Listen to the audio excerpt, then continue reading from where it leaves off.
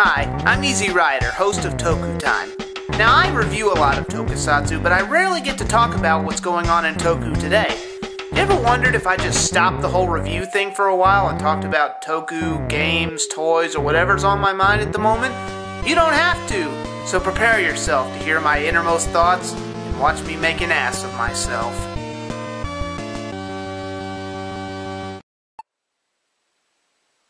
Yeah, it has been a while since we talked, huh? Oh, really? Your boyfriend left you? Oh, that's a shame. So, what color panties you got on? What? I'm just saying that... I gotta go. Hello, Toku Faithful. I'm Easy Rider. Welcome to another Rider Ramblings. You probably should ignore that. Anyway, before we start off with today's episode, I came to a starting revelation on Twitter. Well, I should say startling.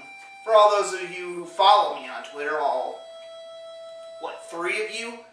Anyway, I came to a startling conclusion, an epiphany, if you will. Today, I thought, we can't all be like Gentaro from Forze.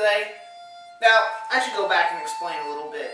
What I did was, if most people who watch me on Toku Riffs Live know that I kind of have a short fuse when it comes to Kamen Rider Forze. So I went back a little bit. I watched the first 10 episodes, and I think I know what my problem is with Gentaro now. I'm jealous of him. I mean, if I had the balls to do what he did when I was in high school, I would have been frickin' king. Just go up to people, shake their hands, say, let's be friends, people you hardly know. It's mind-boggling, but I really, really envy him. Which got me to thinking, we can't all be like Gentaro, especially me since I'm now, what, in my 30s? I can't make friends anymore. I just can't. But here's my thing. We can all act like Gentaro when we go out. I mean, here's an example. We can't just, you know, dress like him with a bad boy image with a frickin' cowlick thing. That'd be crazy. But if we were like Gentaro in real life a little more, I think it'd be better.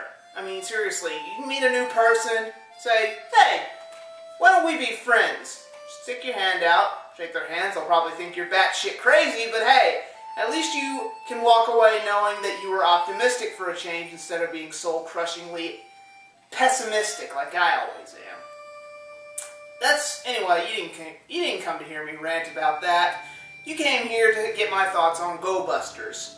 Special Mission Sentai Go Busters, to be precise, and we're going to get to that in just a minute.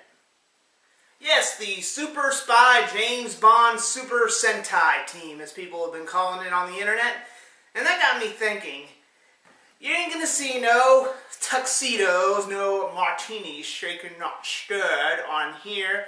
It's not like that. This is kind of more of a Mission Impossible team of spies.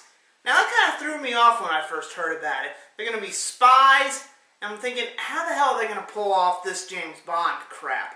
But no, it's actually more like Bourne Identity, Mission Impossible type of spying. Now, that actually works. The problem here is, I didn't see many giant robots in Mission Impossibles 1 through 4. Well, I didn't see the 4th one, I heard it sucked. But anyway, my point is, you're not doing a very good job of spying if you're wearing red, blue, and yellow, brightly colored spandex, as my boy Dylan from RPM pointed out.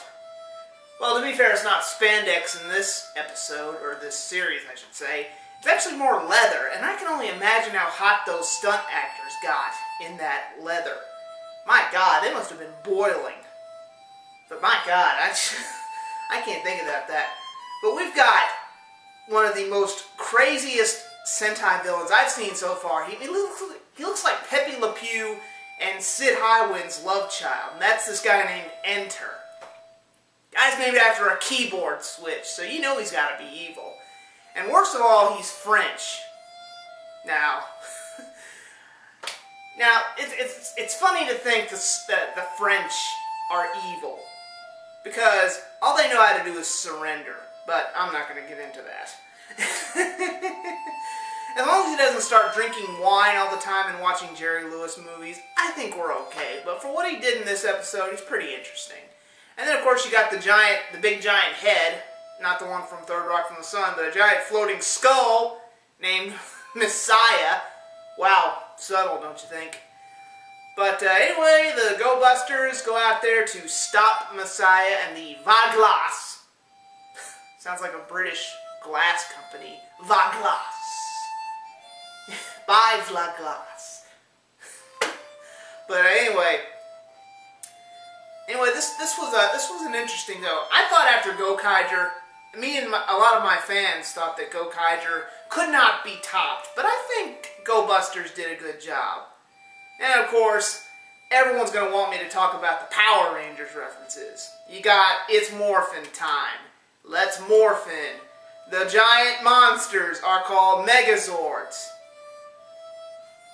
I honestly don't know how to feel about these jabs, I should say. They're jabs or they're an homage. Between you and me, I think that they're poking fun at Mighty Morphin. Either that, or as a lot of people speculated, it's just to make it more adaptable over here in the US of A. But then again, I'm just speculating. But anyway, enough talk. You want to get to the episode.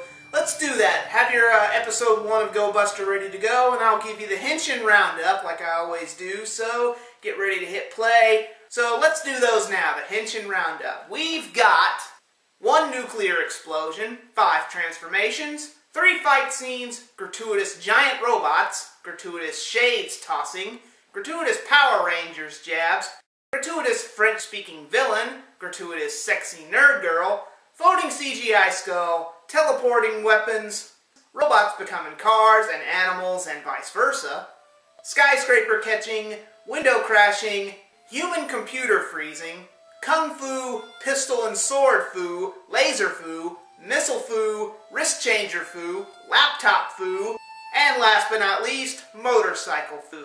A+ show, check it out. I'll be right back here when you're done with the show. Roll it. It's time for busters, time for go busting. You know, my buddy Brian pointed out there was not a single go busted in this entire episode. And how do you think Gentaro is going to act when he first meets the Go Busters in Superhero Taisen? I can see it now. Hey, I'm Gentaro Kisaragi. I'm going to make friends with everybody. You Super Sentai want to be my friend? I don't think that's going to happen, though.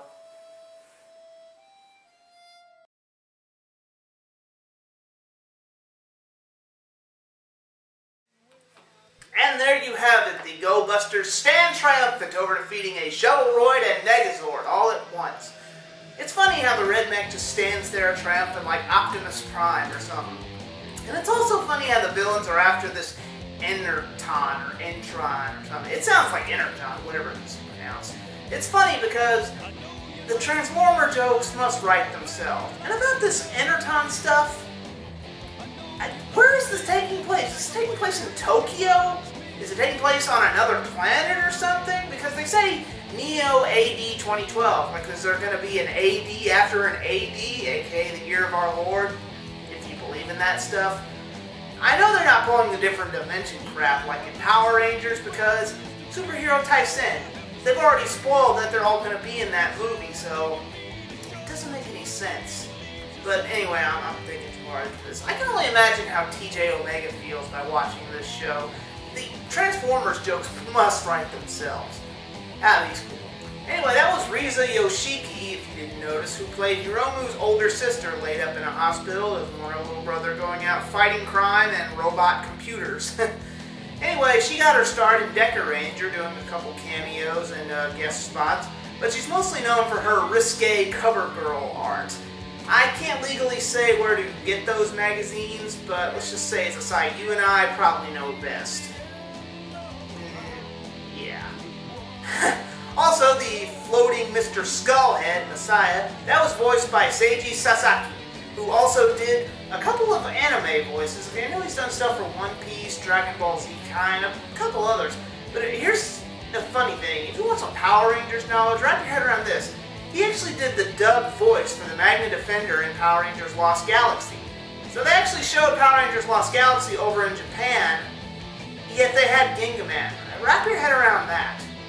That's weird. It's kind of like watching a deformed clone or something, but I won't get into that. Power Rangers Lost Galaxy was a good show. It's just funny.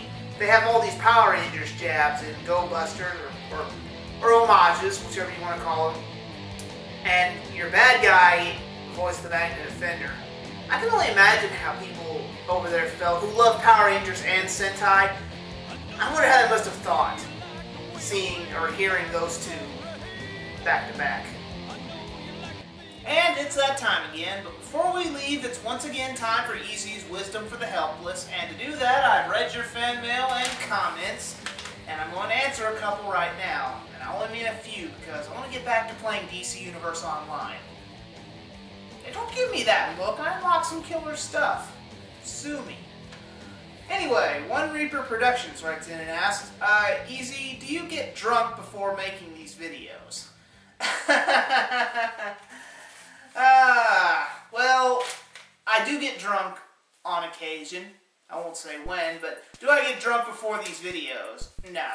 If I did that, it'd cost me thousands of dollars in camera equipment because, well, I just end up wrecking the place, so no. Do I get drunk after these videos, though? No comment.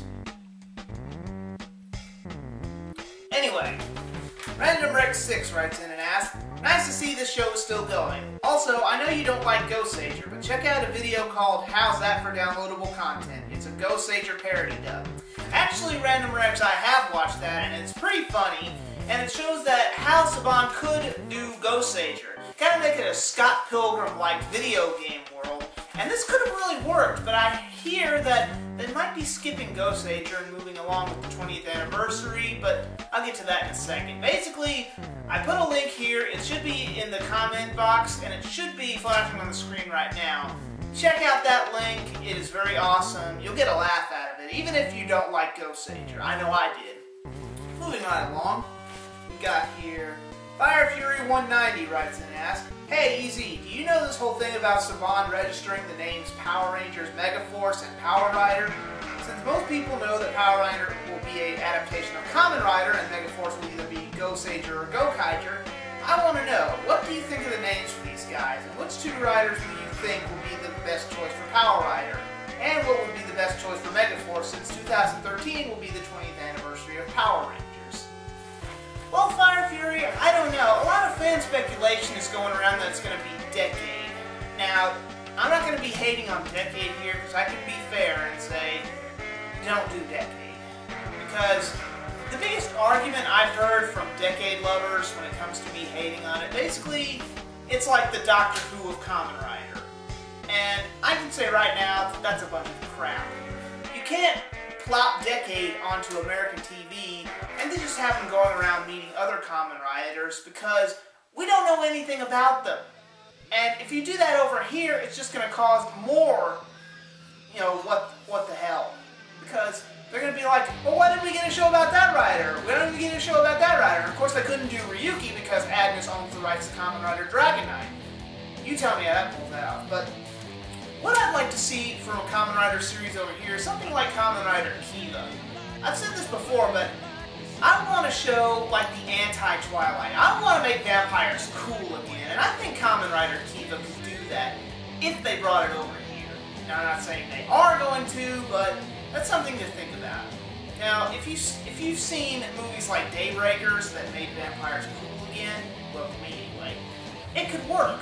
But then again, it had to be too violent, it had to be shown somewhere else. I'll get to Toonami in another video. But basically, I'm saying, I don't know, Kiva could probably work. Deno, Deno's another one that they probably try and do because it's so marketable to kids in Japan. I don't know. As for Power Rangers, though, I don't know. I think what the major consensus is that they're skipping Goseiger to go right to Gokaiger for, like you said, the 20th anniversary of Power Rangers. Now, don't quote me on that, but I think that's what the general consensus is doing, and it's pretty much been confirmed since they are filming or I should say refilming, the Legend Battle from Goseiger, but for Power Rangers. So I think the answer here is that Goseiger not going to be involved. Now, is that a good thing or a bad thing? I don't know. But that should tell you that Goseiger's coming next. And Saban, don't fuck it up. Just saying, not screw it up, or you're going to have a legion of fans after your ass. Moving right along. I think we got time for one more. Let's see. Necro Rider 2012-19 writes in and asks, are you Midwestern? I'm just asking because you sound like you have a bit of an accent. Actually, I'm from the South. I live in a little state called Arkansas. Never heard of it? Good. But anyway, yeah, I noticed I got a little ranting on my last video. I tend to do that when I rant too long. See, I was in a really pissed off mood when I made that last Rider Ramblings, and it kind of just came out. So, you might not have heard it too much in this episode, but it's kind of a defect I have. But yeah, I am from the South. I'm a country boy, a redneck who loves tokusatsu. Wrap your head around that, people. But that's all for now. If you got comments, send them to easytokenrider@gmail.com. For fan mail, if you want to see your comments read on future Rider Ramblings, type them down below. That's all you've got to do. But as for me, I'm out of here. Until the next Rider Ramblings, yeah, well, I forgot the joke, I should say. Okay, you want a joke? Okay, no bronies, no decade hate this time. I'll give you a straight up funny one. Did you guys hear about the two turtles who beat up the snail? Okay, a snail was beaten up by two turtles one night after going to the bar, and the cops asked, did you get a description of the two turtles who did this? And the snail said, I don't know. It happened all so fast. This is Easy Rider reminding you that the fan sub will never die. Didn't like that one? You know the best place to raise Toku fans? In an elevator.